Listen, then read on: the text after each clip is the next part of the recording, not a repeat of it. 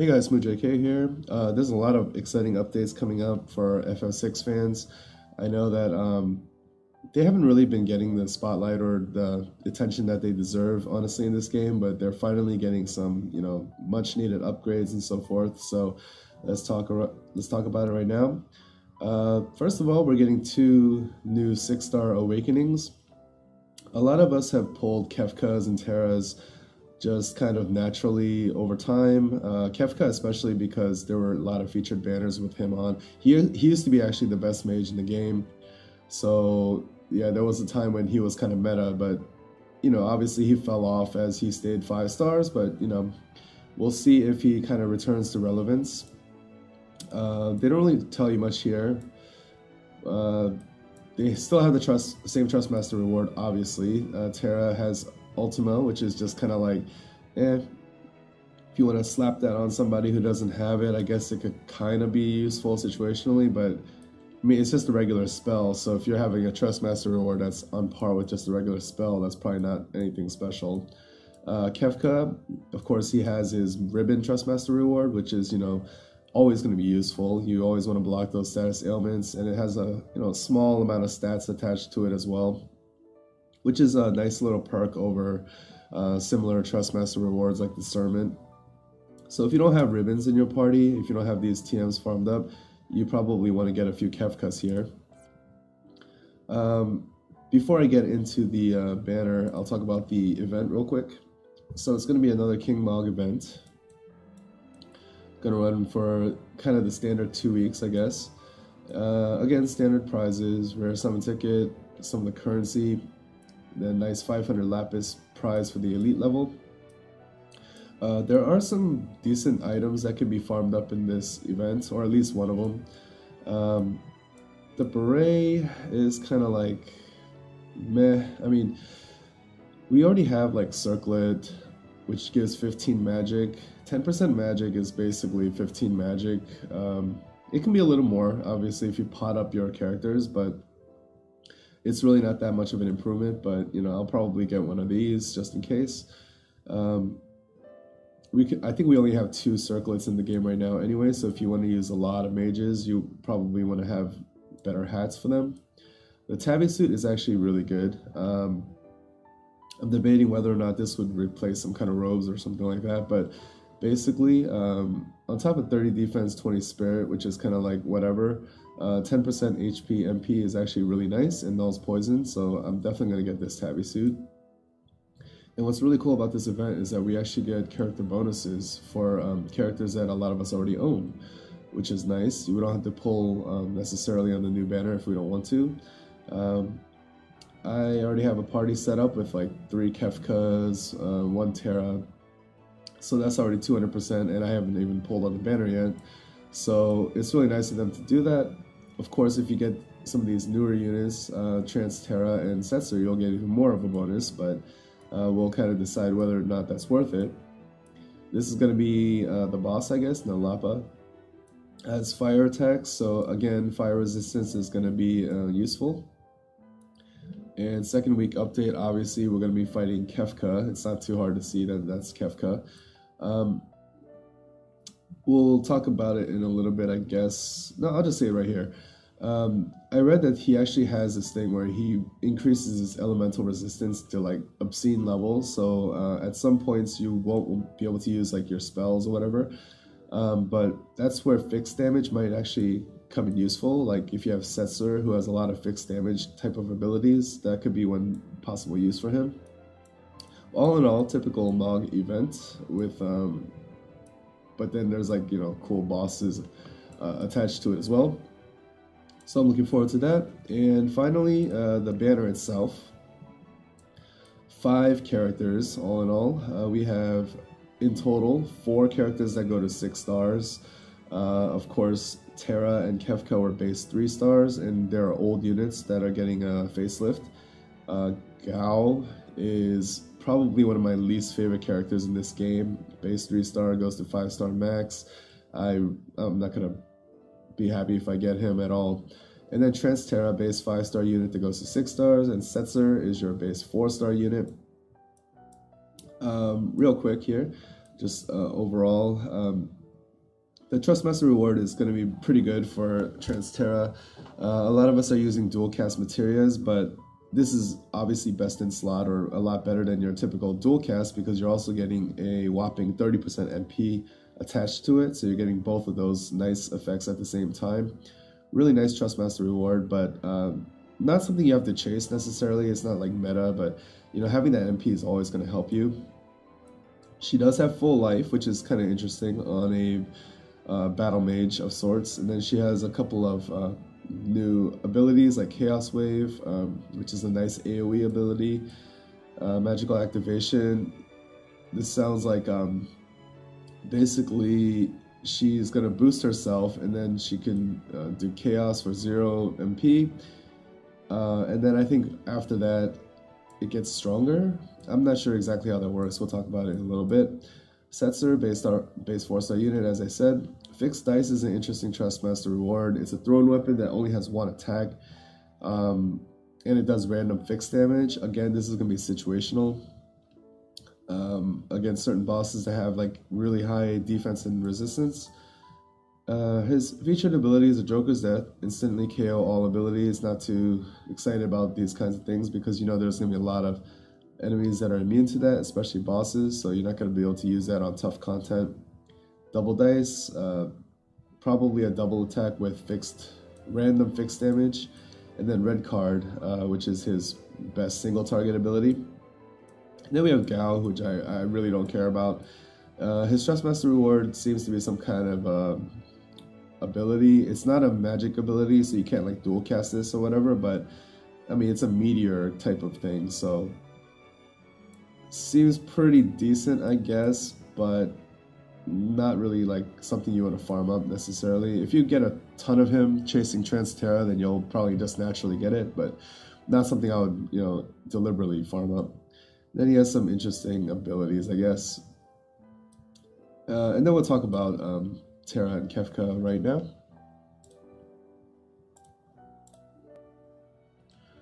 Alright, so let's talk about 6-star Kefka. I'm using the Reddit page here because the wiki hasn't updated quite yet.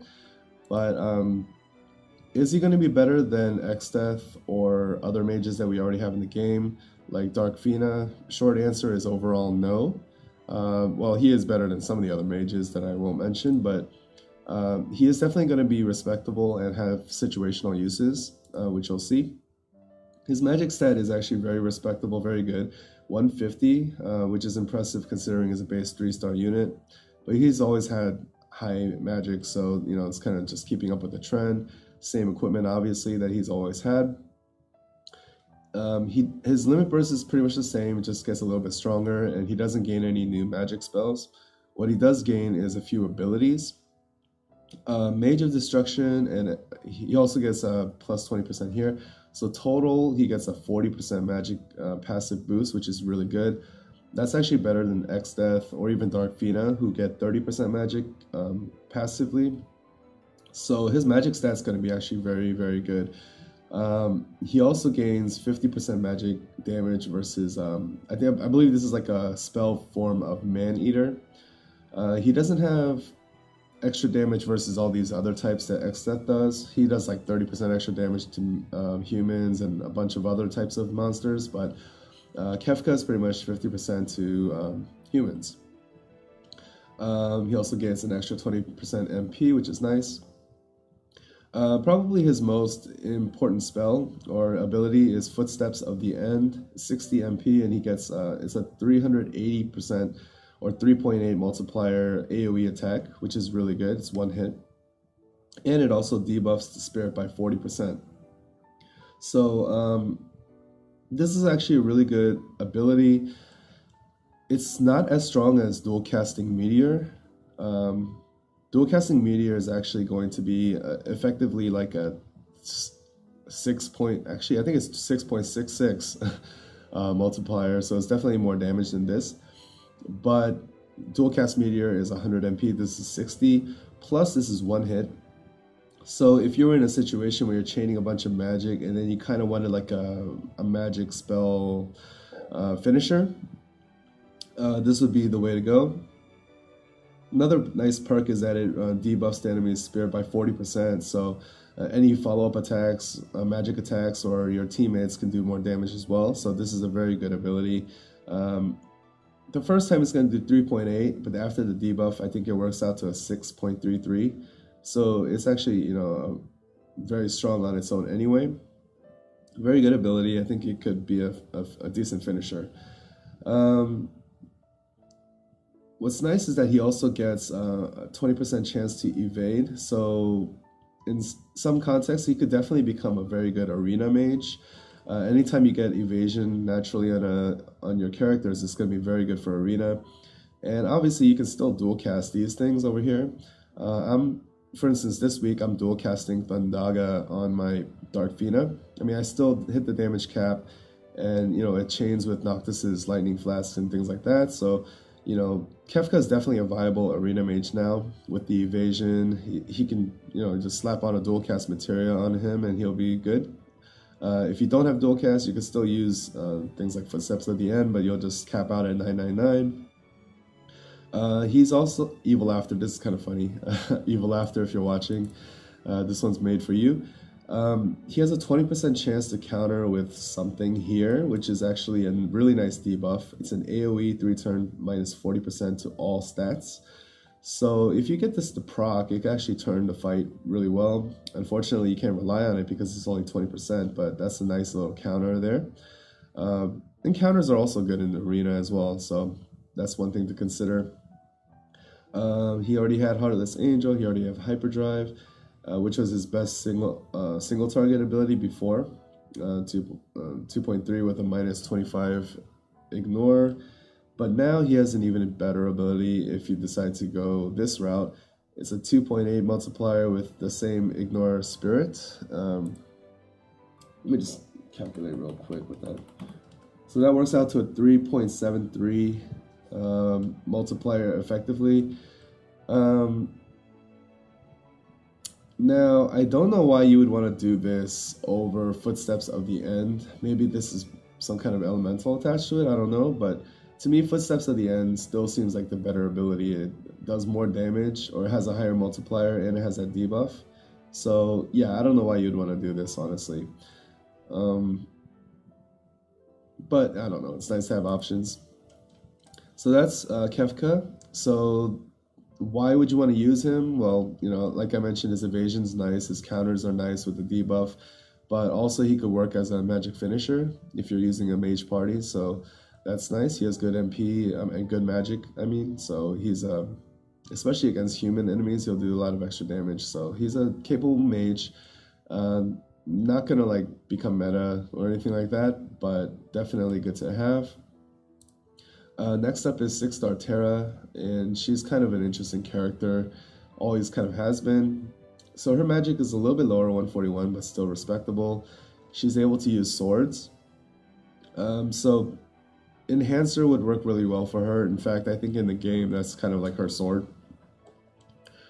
This means that, what is it, Frevia's Needle would actually probably be best in slot for her. Because it has a ton of magic, and you know, you can do letters and arms for TMs, but if you don't have that, you know, she's obviously able to equip rods just like the usual mages. Her limit burst is interesting because it's physical attack. It's actually 11 hits AoE, so if you do have an elemental weapon attached to her, again like Frevia's Needle, which would be awesome, then this could potentially turn into some kind of chaining ability. You could chain with this. It's a lot of hits. And if you have elemental attached, it makes it elemental chaining much better. Magic spell wise, she has what she always had. She's very fire focused, and she has a couple of curing abilities. She also has full raise and regular raise as well, I believe. Yeah, regular raise. She also has Dispelga, which is nice at 6 stars, because I think previous to her, we only had this on Rosa, and Rosa's kind of like not usable right now because she's 5-star capped. So this is really nice to have if you're running into a boss that constantly debuffs your party or something like that. You can dispel that really easily without hurting yourself with Bushido Freedom. So situationally, very useful there. She doesn't have a lot of elemental coverage. It's pretty much just fire. Flare is a weird spell to me. it's not that high of a multiplier. It doesn't have any ignore spirit or anything like that, but it does debuff the enemy's water resistance. I don't know why it's water resistance when it's a fire attack, but it is what it is. So maybe if you couple her with like a Mercedes with her Viking axe, I don't know.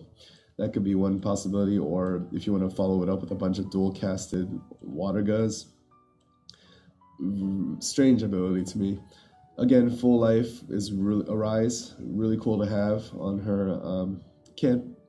It can be dual casted. So if you have a dual cast materia on her, she could be like a backup healer, razor, and a mage as well. Ability wise, it's nice that she gets a lot of limit break fill rate, because you could do some of that chaining, I guess. She has a 20% magic, 10% here, so total she has a 30%. Oh, I'm sorry, she also gets another 20% here, so she has 50% magic passively, so she's got a really good passive, better than Kefka's. Light of Hope, AoE cure all ailments. This is really cool too. So definitely situationally useful, because she can do AoE. This is basically a Sunaga, and she has a Dispelga. So like, yeah, if your stats are debuffed, you can use Dispelga. If you have like a bunch of status ailments, you can use Light of Hope. So definitely useful there. And then she has this interesting activation type of thing here, Magi Release. She buffs her magic by 50% for 4 turns, and it grants her the ability to dual cast natively and cast Meteor. So if you want to dual cast Meteor, you have to first activate this, waste a turn, and then do it, which is kind of a bummer, but at least she gets the magic stat boost here, and you don't need a dual cast materia on her necessarily, although you are wasting that first turn.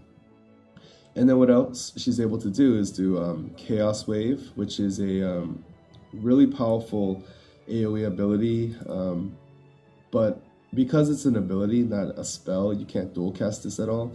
So it works out to a 3.6 multiplier, which is weaker than dual cast Meteor, but it is, you know, pretty good MP efficiency. So she has some good attacking spells. She has, you know, the ability to dual cast if you're willing to waste that turn, or you can just slap a dual cast materia on her, and she's able to do, you know, some of these support type of abilities, Faraga, full raise. So, you know, pretty capable character, definitely useful in some situations. Not the best at anything, but, you know, very versatile. Now let's go to Gal, and props to the wiki people, because these pages weren't up this early this morning, but you know, they worked hard and got it done.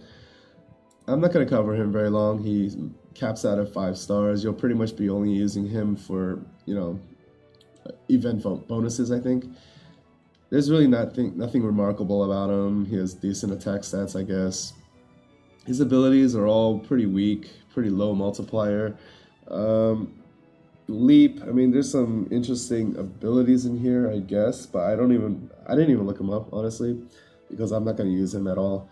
Re-raise, I don't know if that's to himself or to a party member, but either way, it doesn't make him worth using.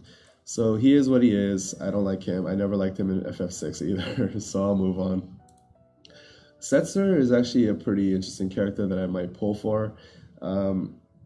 While I don't normally like these like random effect type of characters, he does have some very unique traits that are going to be hard to find anywhere else. Good stats overall, good attack, good HP.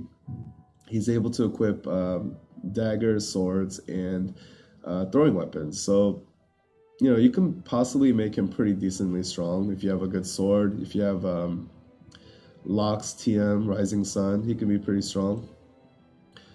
Dice and double dice are pretty much the same thing, but I'm assuming that double dice attacks twice.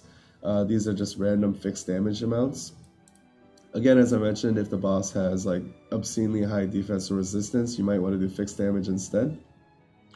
He has the ability to kind of get rid of some status ailments here, so that's kind of nice. The heal is kind of negligible. Gamble attack, random amount of hits. I would never use that because it could just be a total flop. Prismatic Flash, pretty much your typical 1.8 AoE. Joker's Death, I'm not going to use that.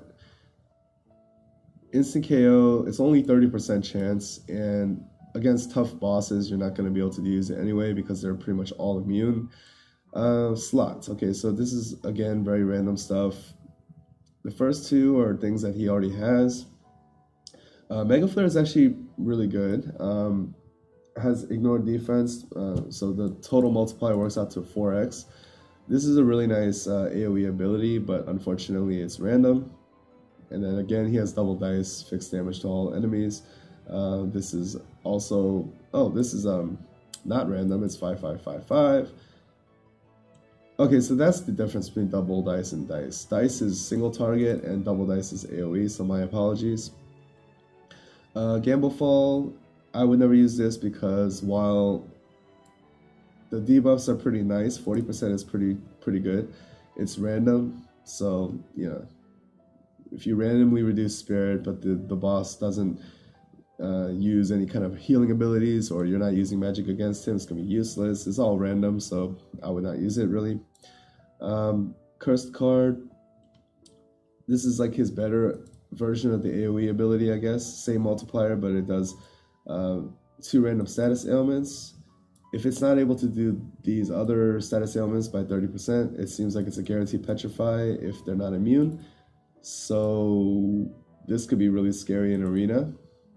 It is 44 MP, it's pretty expensive, but that could be very scary in arena. And the red card, I believe, is it's a single target ability, but I heard that it's actually a very good chaining ability. Probably too fast to chain with a lot of the other party members, but if you had 2 Setzers, you could have like a decent chainer here. Is it worth putting 2 Setzers in your party? That I don't know, because that's, you know, almost half your party taking up just a chain. And a lot of the weapons that he uses, like throwing weapons, they don't have elements attached to it. So you would need to find that element with like maybe a, what is that dagger? It has like 32 attack or something, gives you 10% HP, but it has wind attached to it. So some of the daggers have elements attached to it. Obviously, again, if you had 5 years needle, but I would never waste it on him. So if you want to chain, I always recommend doing elemental chaining, but his weapon selection kind of limits that. So probably not the ideal chainer, but a poor man's chainer if you really need one. And then he has these other traits. Passive stats are not that great. He only gets 20% to attack. Better than nothing, but not that great. This is random, chance to protect a female ally. And of course, even though I read this before recording, I forgot about it. He does have good attack passives, 20% and 50% when equipped with a throwing weapon, and a chance to evade. So if you put on like a Rising Sun TM, or I guess even Soleil's throwing weapon if you're desperate, that's 70% attack boost right there. So that makes him a pretty capable attacker actually, with his good stats, and he has a chance to evade. So this could be a pretty scary arena unit. He has a little bit of natural evasion, he has a lot of AoE attacks, he has status ailment inflictions on enemies. I don't know how well this KO would work on human enemies, but he could potentially be a good arena unit. So his niche uses are against bosses with really high defense, really high spirit, arena, and if you want a chainer, but you might have to chain with himself. Some people were saying that he can chain with Yun, but I can't confirm that. So pretty interesting niche character, might be worth pulling here. And then Transcendent Terra, the main prize of the banner, which most of us won't get, base 5-star. I believe as she comes out in Global, she's going to be the best mage. She kind of takes over the top spot from Dark Fina, but after Dark Fina gets her enhancements, some would argue that Dark Fina again returns to the top and becomes better than Transcendent Terra, but in Japan they're pretty much rated very similarly. Transcendent Terra has not gotten her enhancements yet, but she's a very good mage on her own. So stat-wise, what you would expect, very high magic, 150, which is actually the same as Kefka. She's able to use swords as well, just like regular Terraform. So Again, if you have Frivia's Needle, that'd be really amazing on her, but if not, Enhancer would work just fine with Letters and Arms. And then she could equip Rods as well. She does have native dual black magic, so that's really good. Magical activation is, she buffs herself by 80%, which is really good for Magic and Spirit. And I believe, if this is wrong, please correct me in the comments, but I believe after you activate magical activation, she's able to use Chaos Wave. I don't know if this 5-hit one comes out right after activating. It's kind of like the weaker version. It's a 1.8 multiplier with 50% Spirit Ignore, which works out to a 3.6. Pretty decent. If this comes right after magical activation, that's a really nice perk. And then it seems like after that activation, on subsequent turns, you'll get a stronger version, a 10-hit one, which is a 3.6 multiplier with 50% Spirit Ignore, which works out to effectively a 7.2 total. So this is a really strong ability. Obviously, you can't dual cast this, but I mean, it makes up for itself. Really good ability here. Manduin Guard, which is a nice elemental boost. Fire, Ice, and Lightning, but it's only 40%. You might, if you come up against an enemy that is really concentrated on these elemental attacks, you still might want to bring Sirius for the 70% resistance. But if you can't fit a green mage on your party, this could be a very slot efficient unit to bring with Manduin Guard. Okay, so trait wise, magic passive is 60% total, which is really, really high, highest in the game. And then increased resistance to silence, which is nice. Yeah, auto refresh, typical stuff for a unit of this caliber. 30% MP, which is good.